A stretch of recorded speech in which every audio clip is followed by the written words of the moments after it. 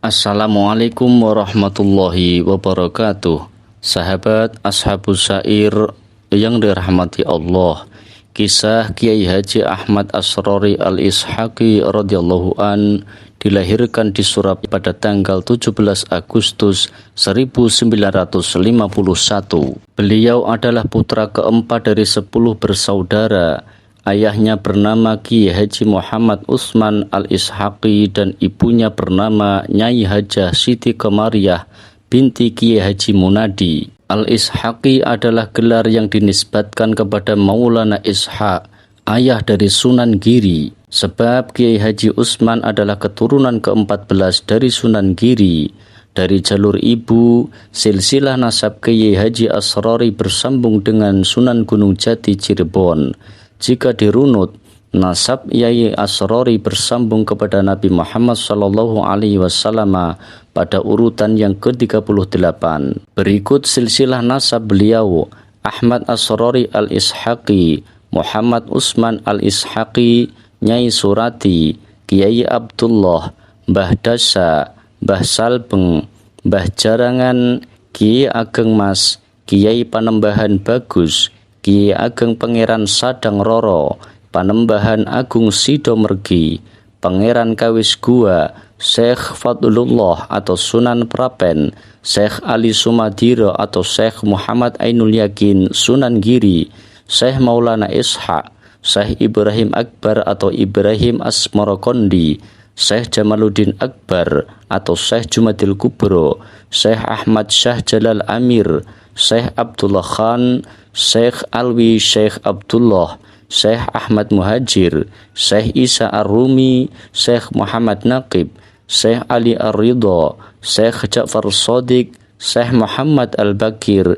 Sayyid Ali Zainal Abidin, Sayyid Imam Al-Husain, Sayyidah Fatimah Az-Zahra, Nabi Muhammad SAW. Tanda-tanda Kiai Asrori akan menjadi seorang tokoh panutan sudah nampak sejak masa muda beliau. Setelah menuntut ilmu di beberapa pondok pesantren di Jawa Timur, Jawa Tengah, dan Jawa Barat, Kiai Asrori muda berdakwah kepada anak-anak atau pemuda jalanan. Padahal di dalam ayah beliau yang berlokasi di Kelurahan Jatisrono, Kecamatan Semampir, ayah beliau sendiri juga masih memerlukan tenaga beliau untuk membantu mengajar di pondok pesantren Raudhatul Muta'allimin Darul Ubudiyah yang diasuh oleh sang ayah sendiri. Dengan metode dakwahnya yang unik, yaitu dengan mengikuti hobi anak-anak jalanan seperti bermain musik, nongkrong, dan sebagainya, anak-anak muda tersebut sedikit demi sedikit bisa menerima ilmu yang diselipkan oleh Gus Asrori, atau begitu Yai Asrori muda akrab dipanggil, melalui obrolan ringan ketika mereka semua sedang berkumpul. Meskipun dalam skala yang lebih kecil, metode dakwah semacam ini mirip-mirip dengan apa yang dulu pernah dilakukan oleh para pendakwah Islam generasi awal di Indonesia, khususnya di tanah Jawa yang lebih dikenal dengan sebutan Wali Songo, di mana cara para Wali Songo berdakwah pada waktu itu adalah melalui proses akulturasi budaya Islam dan budaya lokal yang telah mengakar kuat di masyarakat.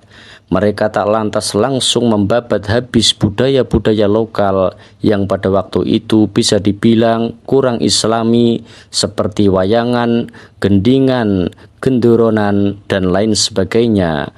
Namun budaya-budaya lokal tersebut justru digunakan sebagai sarana pendekatan ataupun sarana untuk menarik minat penduduk pribumi terhadap Islam. Sehingga setelah timbul ketertarikan dalam diri penduduk pribumi, pada tahap selanjutnya secara psikologis mereka tentu juga akan lebih siap untuk menerima dakwah Islam. Sahabat Ashabus Syair yang dirahmati Allah, apa yang dilakukan oleh Yai Rori muda pun kurang lebih juga seperti itu.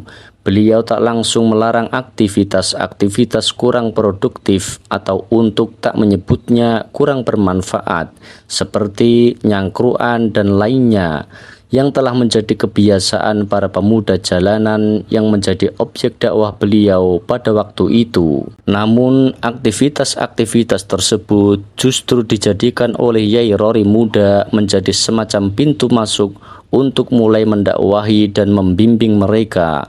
Secara spesifik lagi, meskipun pelan namun pasti, dalam hal ini mereka dibimbing agar tak hanya mau ngumpul-ngumpul dengan sesama komunitasnya sendiri saja, namun mereka juga dibimbing agar mau ngumpul-ngumpul bersama dengan orang-orang soleh melalui majelis dzikir. Seiring dengan terus berjalannya waktu, semakin lama semakin banyak pula pemuda yang tertarik dengan metode ataupun konsep dakwah yang diterapkan oleh Gus Rory.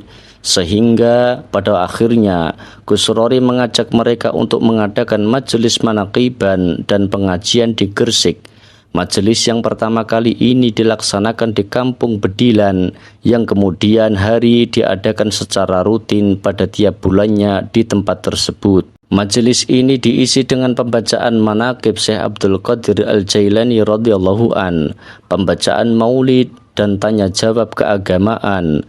Majelis ini awalnya diberi nama Jamaah Kaca, yang merupakan akronim dari Karunia Cahaya Agung. Namun agar lebih familiar, Gus Rory menyebut anggota Jamaah Kaca dengan sebutan orong-orong.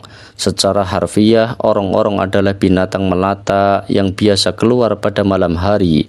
Secara filosofis, pemberian nama semacam ini disesuaikan dengan perilaku anak-anak muda pengikut Gus Rory yang rata-rata memang mempunyai kebiasaan keluar pada waktu malam hari. Dalam perkembangannya, nama orong-orong ini kemudian menjadi lebih terkenal dibandingkan dengan nama Kaca, dan jamaah orang-orang yang kelak di kemudian hari bermetamorfosis serta menjadi embrio dari lahirnya Jamaah Al-Khidmat. Sahabat Ashabus Syair yang dirahmati Allah, meski masih muda, ketokohan Gus Rory yang karismatik dan netral, serta sikap beliau yang non-partisan terhadap kelompok Islam tertentu ataupun terhadap partai politik tertentu, pada akhirnya membuat beliau sangat disegani oleh berbagai kalangan masyarakat dari serata sosial serta kelompok yang berbeda-beda. Majelis-majelis beliau bersifat inklusif serta terbuka bagi siapapun dan dari kelompok manapun, sehingga karena tidak adanya kesan eksklusifisme ini yang mengherankan jika dalam majelis-majelis yang beliau pimpin, para pejabat sipil maupun pemerintahan yang notabene-nya mempunyai pandangan keagamaan atau politik yang berbeda-beda seringkali bisa terlihat rukun serta mau untuk duduk bersama-sama dalam sebuah majelis. Pada tahun 1993, Gus Rory mendirikan musola di Kelurahan Tanah Kali Kedinding. Dalam perkembangannya, ternyata banyak masyarakat sekitar yang antusias serta tertarik untuk memondokkan anak-anak mereka di kediaman baru Gus Rory tersebut. Akhirnya, Gus Rory mendirikan masjid dan pondok pesantren yang kemudian diberi nama Pondok Pesantren As-Salafi Al-Fitrah. Sahabat Ashabus Syair yang dirahmati Allah, riwayat pendidikan Yai Rory muda hanya mengenyam pendidikan formal sampai kelas 3 sekolah dasar. Selanjutnya, seperti umumnya putra kiai di daerah Jawa, Gus Rory menimba ilmu di pondok pesantren sebagai persiapan untuk melanjutkan tongkat estafet kepemimpinan dari ayah beliau. Sesuai dengan keinginan sang ayah, pada tahun 1066, pondok pesantren yang pertama kali menjadi tempat belajar beliau adalah pondok pesantren Darul Ulum Peterongan Jombang yang diasuh oleh Kiai Haji Dr. Musromli yang juga seorang mursyid tarekat Qadiriyah wa Naqsabandiyah. Setelah setahun mondok di Peterongan, Gus Rory melanjutkan studi di pondok pesantren Al-Hidayah di Desa Tretek Pari Kediri yang diasuh oleh almarhum Kiai Haji Juwaini bin Nuh. Di pesantren ini, Gus Rory mengaji selama 3 tahun. Kitab-kitab yang didalami kebanyakan adalah kitab tasawuf dan hadis seperti kitab Ihya Ulumuddin karya Imam Al-Ghazali dan Sahih Bukhari. Meski terhitung cukup singkat, namun banyak sekali kitab yang dikhatamkan oleh Gus Surori di pondok asuhan Kiai Juwaini ini. Selepas dari Kediri, Gus Surori melanjutkan belajar ke pondok pesantren Al-Munawwir Krapyak Yogyakarta di bawah asuhan Kiai Haji Ali Maksum. Di pesantren ini, durasi belajar Gus Surori hanya berkisar selama beberapa bulan saja. Selanjutnya, beliau belajar di salah satu pesantren di desa Buntet Jin yang diasuh oleh Kiai Haji Abdullah Abbas. Di pesantren ini, Gus Surori hanya belajar selama setengah tahun. Sahabat Ashabus Syair yang dirahmati Allah, aktivitas sosial kemasyarakatan dan keagamaan jamaah pengikut dari Yai Rori radhiyallahu an secara garis besar terbagi menjadi dua, yaitu mereka yang sudah mengikuti baiat atau inisiasi Thariqat Qadiriyah wan Naqsabandiyah Al-Utsmaniyah atau disebut murid, dan jamaah yang baru sebatas tertarik dengan majelis-majelis dzikir yang diperuntukkan bagi siapapun yang mau mengikutinya. Kelompok kedua ini dinamakan jamaah atau muhibbin. Di pondok pesantren As-Salafi Al-Fitrah yang berlokasi di Kelurahan Tanah Kali Kedinding, Kecamatan Kenjeran yang beliau dirikan dan asuh, tak kurang dari 2.000 santri putra-putri yang mukim dan 1.200 santri yang mengaji pulang pergi. Lembaga pendidikan formal di pondok ini bah tersedia lengkap mulai dari tingkat kanak-kanak sampai perguruan tinggi. Sedangkan untuk pendidikan non-formal yang dilaksanakan pada malam hari ada TPQ dan madrasah diniyah. Sejak Yai Rori radhiyallahu an membuka pengajian rutin bulanan di pondok pesantren As-Salafi Al-Fitrah ini, jamaah beliau bertambah dengan pesat. Pengajian rutin bulanan dihadiri tak kurang dari 20.000 orang jamaah yang datang dari berbagai kota di Pulau Jawa. Sedangkan Haul Akbar yang rutin diadakan setiap tahun di tempat yang sama dihadiri tak kurang oleh 200.000 jamaah yang berdatangan dari dalam maupun luar negeri. Selain itu ada majelis dzikir rutin mingguan dan majelis manaqiban bulanan yang dihadiri oleh lebih dari 10.000 orang jamaah. Momen-momen majelis mingguan, bulanan, dan tahunan yang dihadiri oleh banyak jamaah tersebut sekaligus juga membawa keberkahan tersendiri bagi masyarakat Kedinding dan sekitarnya. Sebab dengan adanya majelis-majelis yang melibatkan banyak massa tersebut, sedikit banyak roda perekonomian mereka juga ikut terdongkrak naik. Para pengusaha warung Tegal atau warteg, para pengusaha warung kopi atau giras, para pengusaha kos-kosan atau kontrakan, para abang tukang becak, para sopir angkot, serta taksi, dan berbagai jenis usaha atau profesi lainnya tentu bisa merasakan perbedaan income atau penghasilan mereka antara ketika sedang ada majelis di pondok dengan hari-hari biasa. Dan dengan didasari atas kesadaran bahwa manusia tidak akan hidup di dunia selamanya, Yai Rori kemudian berpikir jauh ke depan demi keberlangsungan pembinaan jamaah yang jumlahnya telah mencapai ratusan ribu ini. Maka dibentuklah organisasi keagamaan yang bernama Jamaah Al-Hikmah. Organisasi ini dideklarasikan secara resmi pada tanggal 25 Desember tahun 2005 di Semarang, Jawa Tengah. Kegiatan utamanya adalah menjadi semacam event organizer atau EO dalam menyelenggarakannya majelis dzikir, majelis taktimul Quran, maulid dan manakib, serta kirim doa kepada orang tua, para leluhur dan para guru. Majelis ini yang menjadi bidang garapan dari Jamaah Al-Hikmah adalah majelis salat malam, majelis taklim, majelis lamaran, majelis akad nikah, majelis tingkepan, majelis memberi nama anak, dan lain-lain. Ketua Umum Jamaah Al-Hikmah periode 1 dan 2 atau 2005 sampai 2014 adalah Haji Hasanuddin SH, menjelaskan bahwa organisasi ini dibentuk semata-mata agar pembinaan jamaah bisa lebih terarah serta teratur dan siapapun bisa menjadi anggotanya tanpa harus memenuhi syarat-syarat tertentu. Sampai saat ini sepeninggalan Yai Rory, Jamaah Al-Hikmah tetap eksis dalam menyelenggarakan majelis-majelis dzikir, tidak beda dengan seperti ketika beliau masih hidup. Bahkan sepeninggalan beliau, Jamaah Al-Hikmah ini secara kuantitas justru mengalami perkembangan yang sangat signifikan, baik di dalam maupun di luar negeri. Banyak kabupaten atau kota maupun provinsi yang pada saat Yai Rory masih sugeng atau masih hidup belum ada Jamaah Al-Hikmahnya. Namun sepeninggalan beliau, Jamaah Al-Hikmah bisa muncul dan berkembang pesat di daerah tersebut. Begitu pula dengan perkembangan di luar negeri. Misalnya saja sepeninggalan Yai Rory, Jamaah Al-Hikmah bisa masuk bahkan berdiri sebagai organisasi resmi dengan amaliyah rutin di Thailand bagian selatan dan di Belgia. Menurut Bung Has, sampai saat ini kepengurusan Jamaah Al-Hikmah sudah berdiri di 77 kabupaten atau kota dan 9 provinsi di Indonesia. Sedangkan kepengurusan di luar negeri sudah terbentuk di Malaysia, Singapura, Thailand, Belgia, dan Saudi Arabia.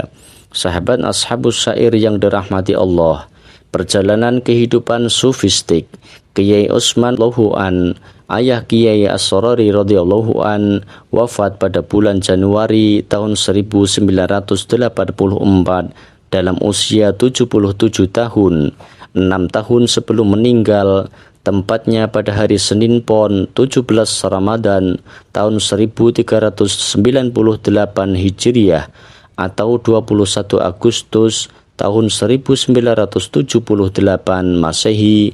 Yai Utsman telah mengangkat Yai Rory sebagai mursyid tarekat yang dipersiapkan untuk menggantikan beliau.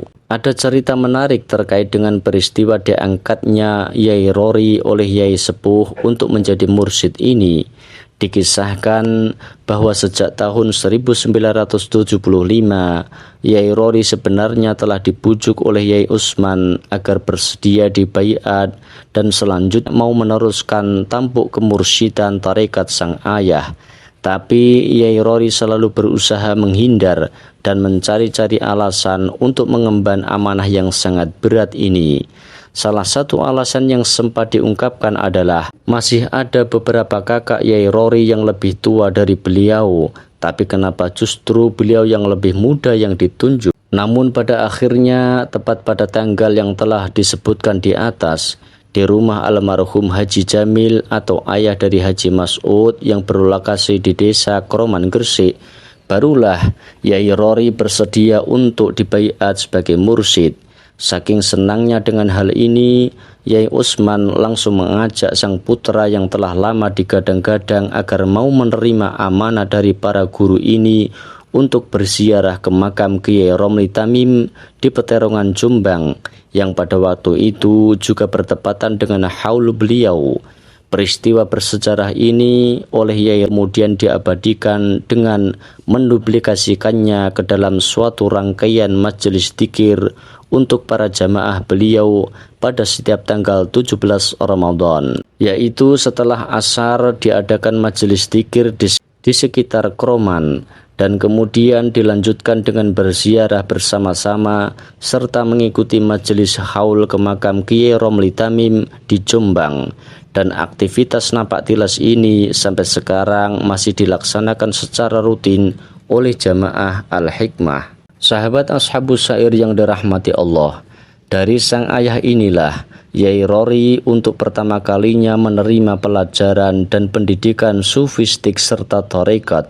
Dalam gurauannya, Yai Rory sering menyebutkan bahwa Yai Utsman adalah ayah, guru, teman, dan sekaligus musuh. Menjadi ayah saat dalam kehidupan sehari-hari, menjadi guru saat belajar, menjadi teman saat bersama-sama di perjalanan, dan menjadi musuh saat berdebat membahas ilmu.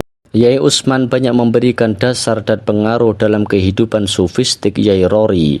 Hal ini dikarenakan Yai Utsman sangat terkenal dengan akhlak beliau yang mulia. Bahkan dalam bacaan Amaliyah Khususiyah disebutkan bahwa Yai Utsman ini bukan saja sebagai mursyid tarekat, tapi sekaligus juga mursyid akhlak.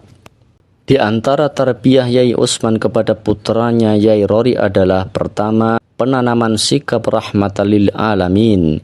Yai Utsman pernah berpesan kepada Yai Rori, hadapilah orang awam dengan sikap belas kasih sayang, tidak sekedar dengan ilmu. Kedua, penanaman sikap tawadhu. Yai Utsman berpesan kepada Yai Rori agar selalu membawa kitab atau setidaknya memtatan ketika memberikan mau'idhah. Hal ini dilakukan agar terhindar dari sikap sombong dengan ilmu dan kemampuan yang dimiliki. Karenanya semasa sugengnya dulu, Yai Rori juga sering terlihat membawa atau mengantongi, memegang dan bahkan membuka kitab Iqlil ketika memimpin istighosah ataupun doa tahlil, meski tak selalu dilihat atau dibaca. Ketiga, tuntunan dan bimbingan Rabithah, Riyadhah dan Mujahadah. Melalui ketiga cara ini, Yai Utsman mencoba untuk mengingatkan bahwa apapun yang diperoleh oleh Yai Rori tidak akan pernah bisa terlepas dari berkah para pendahulu atau guru yang disertai dengan kesungguhan usaha dan ikhtiar lahir dan batin. Yai Rori juga bukan tipikal orang yang hanya bisa berdakwah dengan ucapan maupun tulisan saja. Justru tak sedikit pula yang meyakini bahwa antara dakwah beliau yang berupa tuhan dan tulisan atau yang tersebar dalam VCD, MP3, serta kitab-kitab karya beliau dengan dakwah beliau yang berupa teladan atau contoh perbuatan secara langsung. Jika dihitung, jumlahnya akan lebih banyak yang terakhir disebut ini, sebab bahasa perbuatan lebih fasih daripada bahasa ucapan, dan beliau tentu mengetahui hal ini serta telah mempraktikkannya. Sahabat Ashabus Syair yang dirahmati Allah, agamis nasionalis, mungkin belum banyak orang yang tahu bahwa Yai Rori radhiyallahu an adalah juga seorang nasionalis atau sejati. Ini paling tidak terlihat dari upacara bendera 17 Agustus pertama kalinya yang diadakan di Al-Fitrah pada tahun 2005 dengan menggunakan jubah putih khas Al-Fitrah. Dan meskipun banyak yang tak bersepatu, bahkan seperti lazimnya anak pondok, pada waktu itu juga banyak santri yang tak memakai sandal. Ki itu para santri putra Al-Fitrah mengikuti ritual upacara bendera perdana di Al-Fitrah. Dan siapa sangka upacara bendera yang mungkin pertama kalinya dilakukan oleh pesantren salaf ini adalah atas dawuh serta instruksi langsung dari beliau radhiyallahu an. Instruksi untuk melakukan upacara bendera perdana di Al-Fitrah ini tentu saja mengindikasikan sikap kebangsaan beliau terhadap Pancasila dan NKRI. Beliau radhiyallahu an yang suatu ketika pernah mengaku bahwa SD saja tak lulus, ternyata juga seorang nasionalis. Beliau seolah menyadari sepenuhnya bahwa kenikmatan berzikir dan lain sebagainya atau yang sudah biasa dijalankan sebagai wadhifah tak akan bisa dikecap jika kenikmatan berupa kemerdekaan tak lebih dahulu diraih.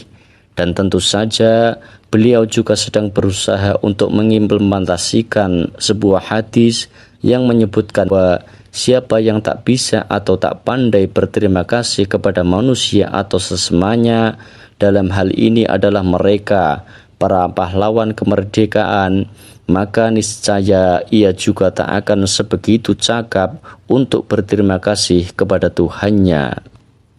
Sahabat Ashabus Syair yang dirahmati Allah, selain itu sebagai bukti sikap nasionalisme beliau yang lain, setiap bulan Agustus tiba, beliau juga menginstruksikan santri pondok yang bergabung dalam bagian dekorasi untuk membuat bangunan dekoratif dengan warna dasar merah putih yang isinya adalah ucapan dirgahayu atas kemerdekaan Republik Indonesia.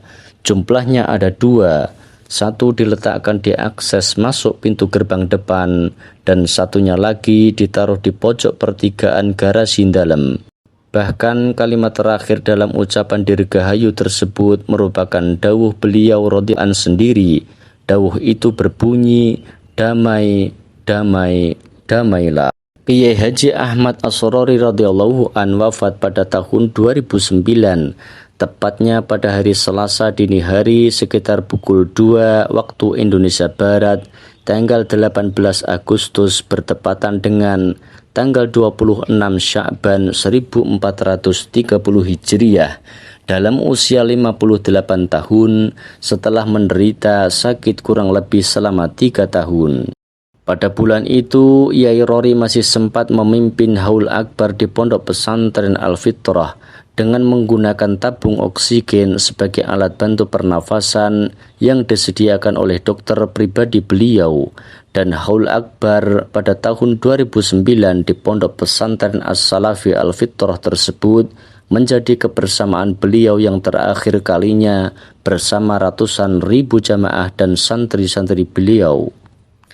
Selama menderita sakit berkepanjangan, Yai Rory tetap istiqomah menghadiri majelis-majelis dzikir yang telah puluhan tahun dibinanya di berbagai daerah. Hal ini menunjukkan kegigihan Yai Rory dalam mensyiarkan amalan-amalan para ulama salaf salih.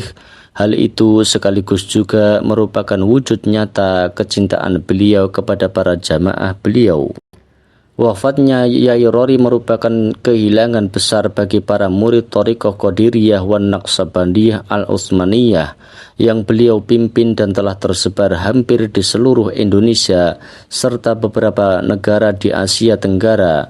Wafatnya guru Thariqah yang santun ini sekaligus juga meninggalkan kesedihan yang mendalam bagi para pecinta dan pengagum beliau yang tergantung dalam organisasi Jamaah Al-Hikmah yang beliau bentuk pada tahun 2005. Dalam kalimat lain, meninggalnya beliau laksana kiamat kecil bagi mereka. Yai Rory radhiyallahu an dimakamkan di Masjid Lama yang berada di kompleks area Pondok Pesantren As-Salafi Al-Fitrah.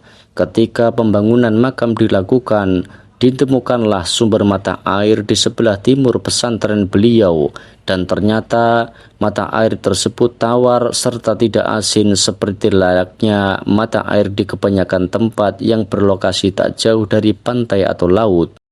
Hal ini mengingatkan pada kebiasaan beliau semasa sugengnya dulu yang sering diminta air barokah oleh murid-murid beliau, serta kebiasaan beliau yang sering terlihat membuka tutup botol air mineral yang disuguhkan kepada beliau ketika mengikuti majelis-majelis Al-Hikmah.